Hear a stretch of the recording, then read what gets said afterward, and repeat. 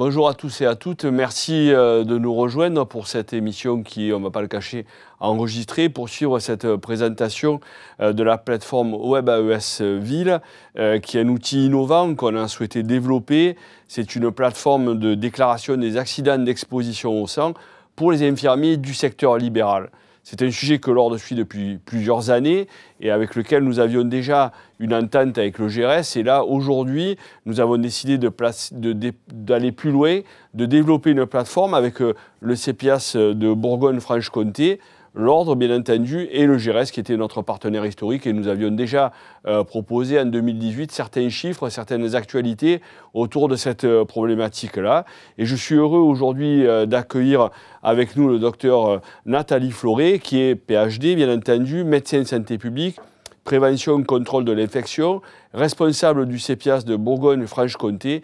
Et bien entendu, vous le comprenez, si on a développé cette plateforme, c'est à but de recherche, à but d'objectivation des problématiques que l'on pourrait rencontrer, qui est chercheur à l'UMR Chrono-Environnement 6249 de l'Université de Franche-Comté-Bourgogne. Merci d'être là, présente aujourd'hui. C'est un plaisir parce que ce sujet-là est un sujet important de notre fenêtre à nous en tant qu'ordre, donc organe de régulation, pour la sécurité des professionnels. C'est un levier crucial dans la sécurité des soins qui participe au bien-être du travail et quel que soit le lieu et le mode d'exercice, c'est que ça existe déjà à l'hôpital, que c'est déjà documenté et là on veut passer en ville pour des professionnels dont on a peu de données, notamment à ce sujet-là, et c'est important d'objectiver pour publier, pour trouver des solutions, et on est là pour chercher des solutions tous ensemble. Et puis c'est aussi un élément de prévention des risques pour le maintien dans l'emploi. On sait qu'il y a différentes difficultés dans le monde libéral, mais également ce sujet-là qui est peu documenté, donc on cherche à constituer une base de données et à objectiver. Ça constitue un problème de santé au travail majeur et ça peut entraîner un risque de contamination par des agents pathogènes avec un fort impact psychologique. On a tous un jour ou l'autre on s'est toujours piqué ou avec une aiguille ou avec un scalpel et donc on sait très bien le mal-être et le malaise qu'on peut avoir en réfléchissant toujours aux catastrophes que ça peut engendrer. Et donc les infirmiers qui sont au quotidien auprès des patients ont toujours des soins qui peuvent être potentiellement exposés à ces problématiques-là. Et donc ça fait partie du métier, ça fait partie des risques du métier, mais ce n'est pas une fatalité. Donc il faut qu'on en parle entre nous, qu'on objective et qu'on trouve tous ensemble par l'intelligence collective des solutions. Et on est là pour en parler, pour essayer de démontrer qu'il n'y a pas de fatalité. Et donc on a décidé de travailler ensemble. Et donc, docteur, je vous cède bien volontiers la parole pour ce que nous allons travailler ensemble pendant ces prochaines années. Et j'espère que beaucoup vont participer. Merci pour votre invitation. Déjà, bonjour à tous. Et pour revenir en fait sur le risque de transmission des agents pathogènes à l'occasion d'un accident avec exposition au sang, ce risque, il a été documenté, il est connu. Il y a une surveillance des contaminations professionnelles. Et on sait que les infirmiers, en particulier, paient un lourd tribut. Ce sont eux, en fait, chez lesquels il y a eu le plus de séroconversion. Alors, pour encadrer, en fait, la prévention des AES et la conduite à tenir, on a un support réglementaire sur lequel on peut s'appuyer. Il y a tout d'abord trois textes qui me semblent particulièrement importants. La directive européenne de 2010, transposée en droit français en 2013 avec un décret et un arrêté. Il y a l'instruction de 2019 qui est plus sur la prise en charge des accidents avec exposition au sang. Les premiers textes étaient davantage sur la mise en sécurité finalement de l'activité des professionnels. Et puis nous qui sommes centre d'appui pour la prévention des infections associées aux soins, nous avons une feuille de route qui a été publiée l'année dernière. C'est la stratégie nationale 2022-2025 de prévention des infections et de l'antibiorésistance. Et dans le cadre en fait, de cette stratégie-là, la prévention des AES est un axe fort en fait, sur lequel on nous demande de travailler, aussi bien dans les établissements de santé que dans les établissements médico-sociaux et également de la ville. Alors pour revenir sur le rationnel sur lequel nous sommes appuyés pour développer cette plateforme, il y a un postulat, c'est qu'on arrive à prévenir correctement ce que l'on connaît bien. Et pour prévenir et il faut ajuster finalement les messages, les actions, les outils à la singularité de ce que l'on observe. Et typiquement, on pourrait se dire, voilà, on a eu une surveillance des AES dans les établissements de santé, je reviendrai dessus dans quelques instants. On pourrait considérer et faire le postulat que ces AES-là sont rigoureusement les mêmes, aussi bien en établissement de santé que dans la pratique de ville, et que finalement toutes les mesures de prévention que nous avons mis en place, les organisations, les formations dans les établissements de santé, finalement on n'aurait qu'à les basculer dans le secteur de la ville pour prévenir ce risque professionnel en secteur libéral. Alors ça, c'est un postulat, et ce dont on a besoin, en fait, c'est de le vérifier. Et peut-être qu'il y a une singularité aux accidents en ville, et c'est tout l'exercice, en fait, que l'on est amené à faire, et c'est grâce aux données, en fait, qui seront documentées sur cette plateforme-là qu'on arrivera à dire ou pas. Ce sont les mêmes AES, et du coup, ça relève des mêmes moyens de prévention. Ou alors, il y a une particularité des AES en ville, et du coup, il nous faut trouver, comme vous disiez, en mobilisant en fait l'intelligence collective, des ressorts, des leviers à mobiliser pour les prévenir à l'avenir. Alors, je vais simplement rapidement présenter un graphe qui me semble essentiel sur la surveillance des AES dans les établissements de santé qui a été mise en place entre 2002 et 2015, qui a permis de constituer une base de données colossale. En 2015, on était à plus de 14 000 AES documentés sur la seule année de 2015. Et quand on regarde en fait le graphique, je vous propose de... Je ne sais pas s'il est à l'écran. On a regardé en fait entre 2008 et 2015 comment avait évolué le taux d'AES pour 100 lits d'hospitalisation, donc tout professionnel confondu. On ne parle pas exclusivement des infirmiers sur ce graphe-là. Alors, dans la cohorte stable, c'est-à-dire c'était 231 établissements qui chaque année avaient participé à la surveillance, on a eu une diminution de quasiment 24% du risque AES. Alors, cette analyse de cette cohorte stable a permis de mettre en évidence quelques éléments et des tendances qui sont satisfaisantes et encourageantes. On a vu une diminution des accidents percutanés évitables de manière non négligeable. On est passé de 40% à 32%. Alors, il y a une marge de progression toujours, mais n'empêche qu'à cet égard, ça a déjà progressé. On a eu une augmentation du port de gants dans les indications. Quand les gestes à réaliser nécessitaient un port de gants, eh bien, on a augmenté l'adhésion finalement des professionnels à l'utilisation de ces équipements de protection individuelle.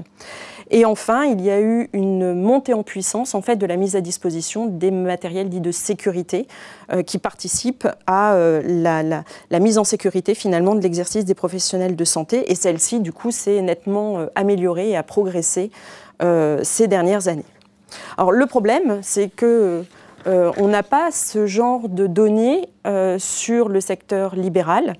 On a quelques travaux qui ont pu être réalisés. Je vous laisserai la parole après pour parler de l'exercice de l'ONI et du travail qui avait été fait en 2017.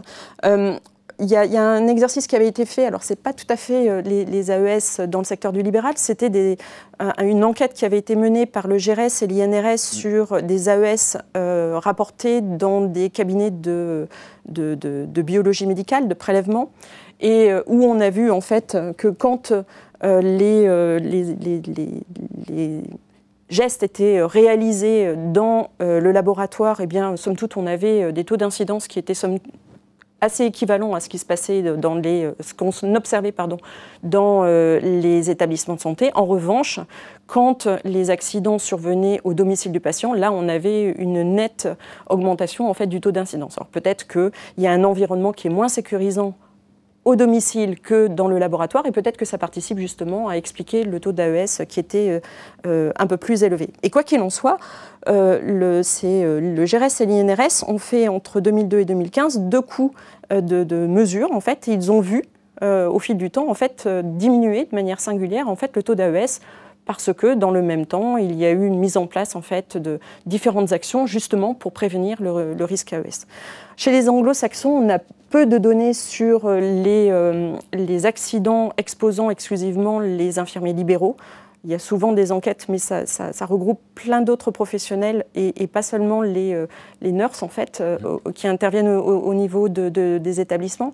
Mais résultat des courses, on arrive quand même à avoir, pour cette population globale-là, un taux d'AES qui est extrêmement élevé et une sous-déclaration, en fait, que l'on peut malheureusement constater également en France. Alors, on a vu ce que vous aviez réussi, finalement, dans les établissements de santé, une diminution assez conséquente en mettant de la communication, en mettant des moyens.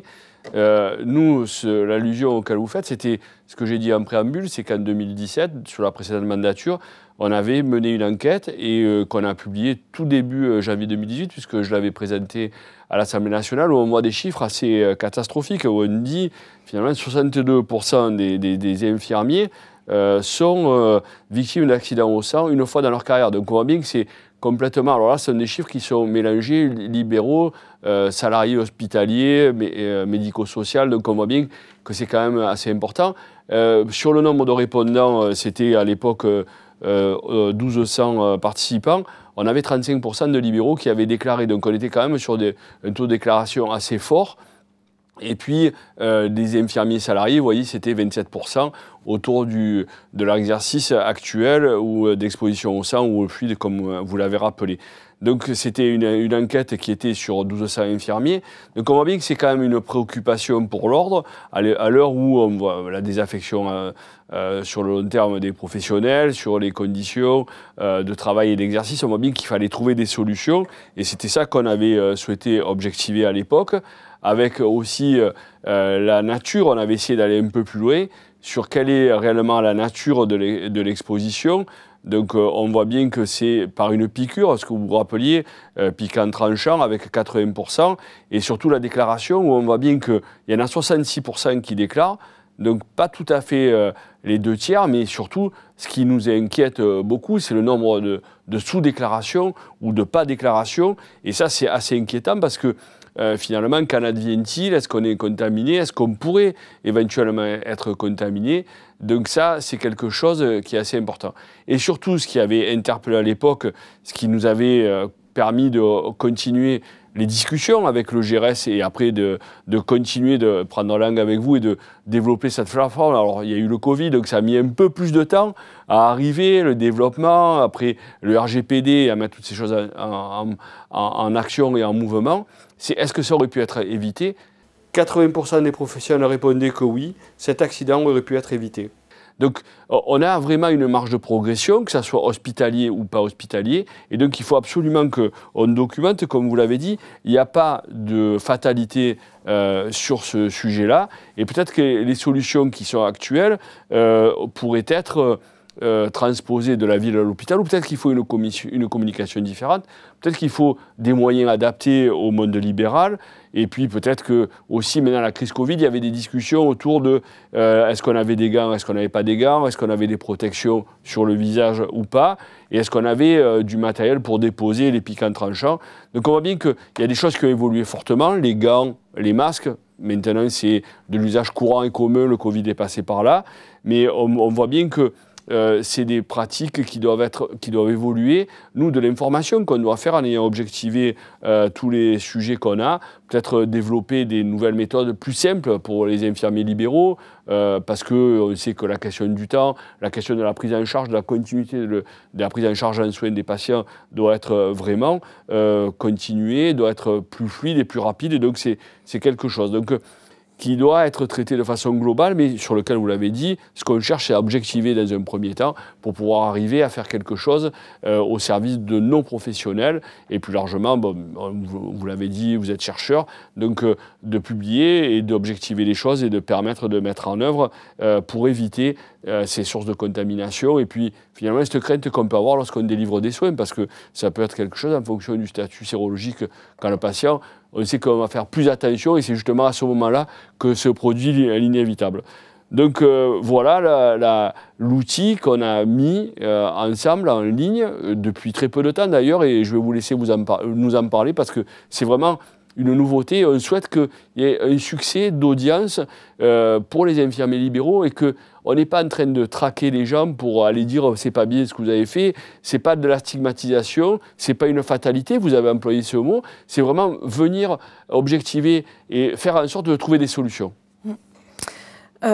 Oui, et la plateforme fait partie, parce que quand on met en place déjà une surveillance, ça veut dire qu'il y a déjà une propension justement à aller vers la sécurisation. On a effectivement besoin de données robustes. Et quand tout à l'heure je citais qu'en 2015 on avait plus de 14 000 AES documentés dans les établissements de santé, c'est vraiment cette masse critique-là qui nous permet après de donner des messages qui sont cohérents, justes et qui ne sont pas en fait sujets à difficultés d'interprétation. Donc on a vraiment besoin en fait de données robustes et que du coup les infirmiers libéraux s'approprient l'outil et n'hésitent pas finalement à prendre quelques instants pour documenter l'accident auquel ils viennent d'être exposés. C'est un outil spécifique qui leur est dédié. On a une plateforme qui s'appelle WebAES 2 pour les établissements de santé. Là, c'est vraiment un outil qui est spécifiquement dédié pour eux, qui permet en fait de documenter avec un recueil standardisé, on verra les différentes étapes tout à l'heure, l'AES auquel ils viennent d'être exposés, qui nous permet du coup d'avoir une lisibilité sur la typologie en fait des accidents. Et puis au-delà, ça permettra aussi de voir les soins qu'ils ont faits immédiatement après l'accident et également quel a été l'appui pour l'évaluation du risque qui est hyper importante en fait pour voir si oui ou non l'accident nécessite que l'on mette en place un traitement post-exposition si celui-ci est requis.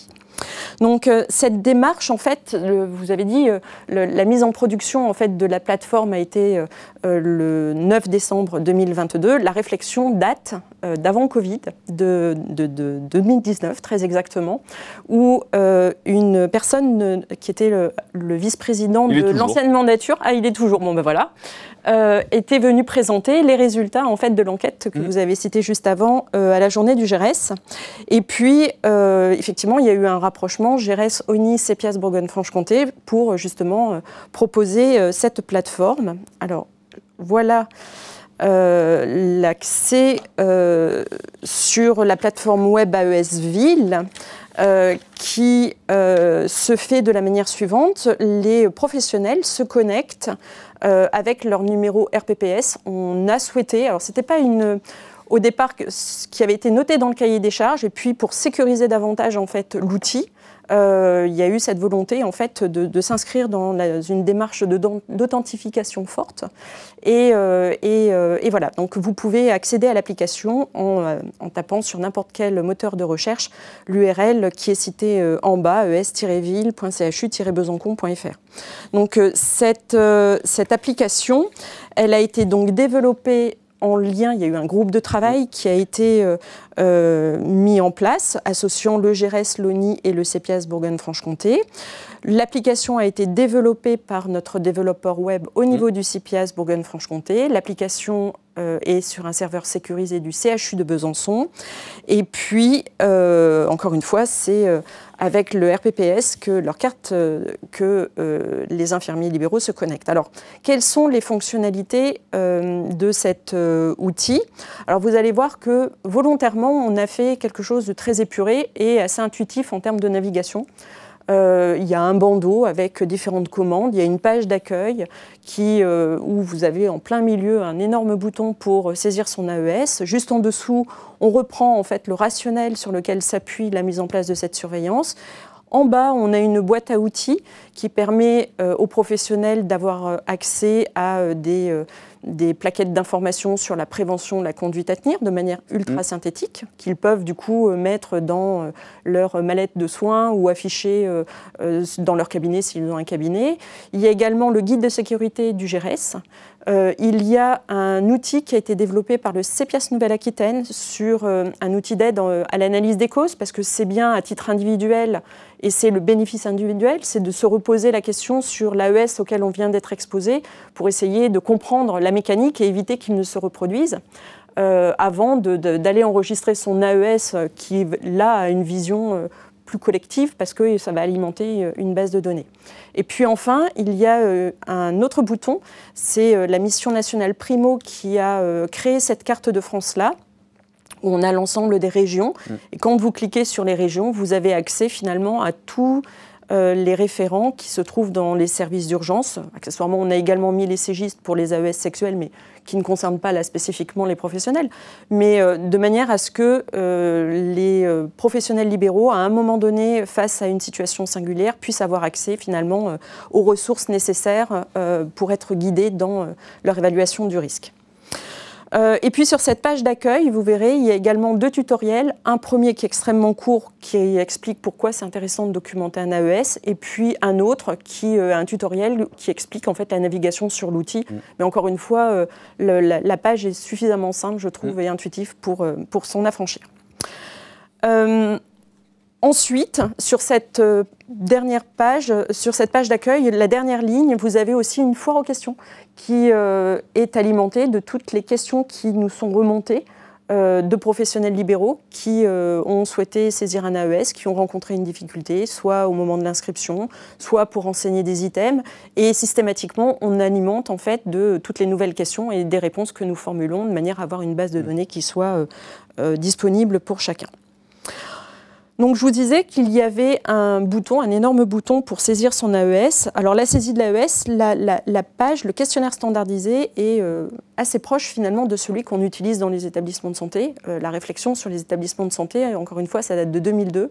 Donc on a été suffisamment précis pour travailler dans la parcimonie, mais dans les informations qui étaient nécessaires de renseigner pour avoir en fait une lisibilité complète en fait de l'accident.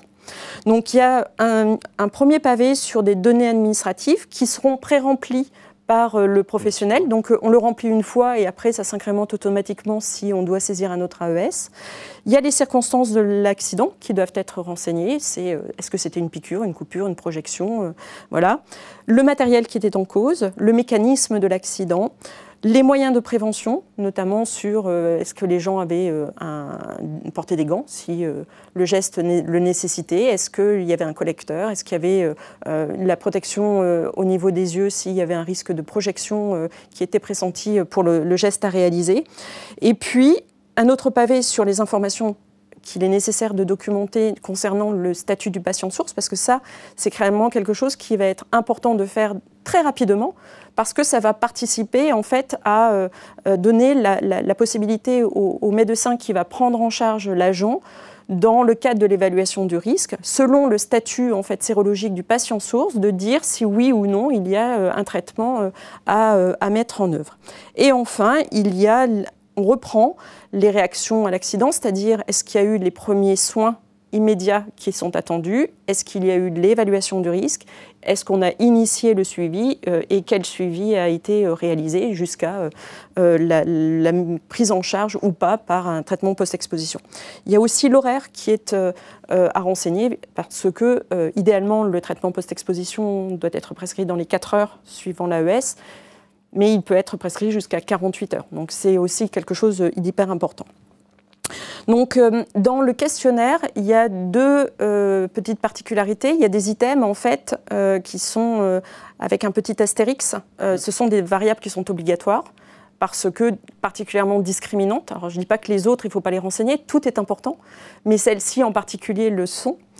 Et puis, il y a des systèmes de pop-up pour expliquer certaines variables. Si on veut s'affranchir de lire en fait, le pavé du guide méthodologique, on a mis des pop-up pour expliquer en fait, telle ou telle variable à renseigner pour que ce soit beaucoup plus simple et rapide pour le professionnel. Vous avez la possibilité ensuite sur cette plateforme-là, d'enregistrer votre AES, de le visualiser, de le modifier. Et une fois que vous avez jugé que toutes les informations y étaient documentées, eh bien, vous validez l'AES et ce sont sur ces AES validés que la base de données sera analysée. Donc, encore une fois, cette base de données agrégée est anonymisée et c'est sur celle-ci en fait, que nous travaillerons pour exploiter les données et qui alimentera la réflexion pour savoir effectivement s'il y a des choses à faire et s'orienter et sur les modes de prévention, les discours, les postures, tout ce qu'il faudra faire en fait pour adapter les stratégies de prévention à la singularité de l'exercice libéral. Alors c'est hyper important, c'est basé sur la base du volontariat. L'idée est que si les infirmiers libéraux sont exposés à un AES, ils font évidemment très rapidement, immédiatement, tout à fait cessante, les premiers soins. Ils prennent contact avec un médecin pour l'évaluation du risque. Une fois que tout est mis en œuvre, eh bien, à distance, alors le plus tôt possible, idéalement, pour éviter en fait de ne plus savoir finalement à quelle heure on a eu l'accident et à quelle heure on a eu la visite et l'évaluation du risque. Les informations, après, on risque de les oublier si on ne renseigne pas le plus tôt possible. Donc c'est aussi un garant finalement de la complétude des données que de ne pas tarder finalement à renseigner le document. Et voilà, et du coup, encore une fois, c'est vraiment l'outil qui nous permettra de récupérer, en tout cas c'est notre ambition, d'avoir des données robustes, probantes, sur lesquelles on pourra s'appuyer pour définir des stratégies de prévention adaptées en fait à ces professionnels libéraux. Mais écoutez, à part vous dire merci Nathalie de cet exposé très clair sur l'ambition qu'on porte autour de ce sujet-là. Vous avez rappelé la totalité de l'ambition qu'on a, vous avez rappelé tout ce qu'on avait à dire. Moi, je voudrais ramener quelques précisions. Alors, ce n'est pas parce qu'on se logue avec France Pro Santé Connect ou avec l'outil qui permet de se loguer sur l'ordre que les données ne sont pas anonymes. On ne va pas tracer les gens derrière, donc ce sera complètement transparent. La déclaration ne sera pas corrélée à la personne qui l'a déposée. Et c'est vraiment des chiffres qu'on cherche à agréger. C'est vraiment à mieux connaître les choses. C'est le rôle de l'ordre que finalement de mieux connaître les professionnels, de mieux connaître les professionnels dans leurs activités et puis de documenter au travers ces enquêtes-là qu'on mène sur vos pratiques professionnelles, sur comment on peut aider et maintenir les professionnels en emploi et surtout maintenir en activité. Vous l'avez dit, derrière la page d'accueil, il y a tout un tas de ressources à la fois de connaissances et également d'aiguillage quand on a besoin dans une région, puisque c'est quelque chose qui est déplacé sur la France entière, qui est déployé sur le CHU de Besançon. On a expliqué pourquoi, parce qu'on avait initialement avec le GRS un travail qu'on menait conjointement, mais qui concerne tous les infirmiers libéraux, quelles que soient leurs activités. Et on peut même penser que les infirmiers qui sont en exercice mixte pourraient se loguer s'ils sont en activité libérale ou éventuellement s'ils sont à l'hôpital, se loguer sur leur centre hospitalier pour déclarer si jamais ils avaient besoin de déclarer. Et c'est prévu aussi. Donc l'application, elle est aussi responsive pour aller sur un petit smartphone ou sur un smartphone, de façon à ce que ça soit pas, vous n'ayez pas besoin d'agrandir ou de refermer les fenêtres. Donc c'est quelque chose qui a mis du temps à apparaître, mais qui nous semble très essentiel et très important à mettre à jour. Et on avait eu 20 000 réponses. C'est vraiment, n'allez pas déclarer pour déclarer, mais c'est vraiment l'ambition qu'on a, c'est de mieux se connaître de façon à mettre en œuvre des protocoles, à mettre en œuvre des solutions qui vont permettre justement d'être plus efficaces dans la prévention. On a vu le graphique que vous avez bien voulu nous présenter initialement avec une baisse d'un quart quand même des accidents liés au sang ou au fluide d'ailleurs, et qui permettent justement d'être peut-être mieux dans ses baskets lorsqu'on va bosser et de mieux connaître, de mieux documenter et peut-être de trouver d'autres solutions. Donc voilà, à part vous inciter d'aller largement lorsque vous êtes victime, et on l'a dit, Nathalie Fleuret l'a dit, de répondre assez rapidement pour garder bien en mémoire et bien exposer, répondre au petit questionnaire qu'on a qui n'est pas très long. Allez-y, n'hésitez pas, il n'y a pas de lien, il n'y a pas de stigmatisation. On ne va pas pointer les gens à ce sujet-là. C'est vraiment dans un but de recherche, de mieux se connaître et de travailler mieux ensemble pour trouver des solutions. Et ce qu'on a l'habitude, nous, de faire en tant qu'infirmiers au plus près du terrain pour nos patients. Je vous remercie encore beaucoup d'avoir pris le temps de venir et de nous exposer l'ambition qu'on avait conjointement à but de recherche pour mieux connaître les infirmiers. Et j'espère qu'on se reverra bientôt pour présenter des résultats et surtout, après les résultats, de proposer des solutions. Merci beaucoup, Nathalie. Merci à vous. Merci.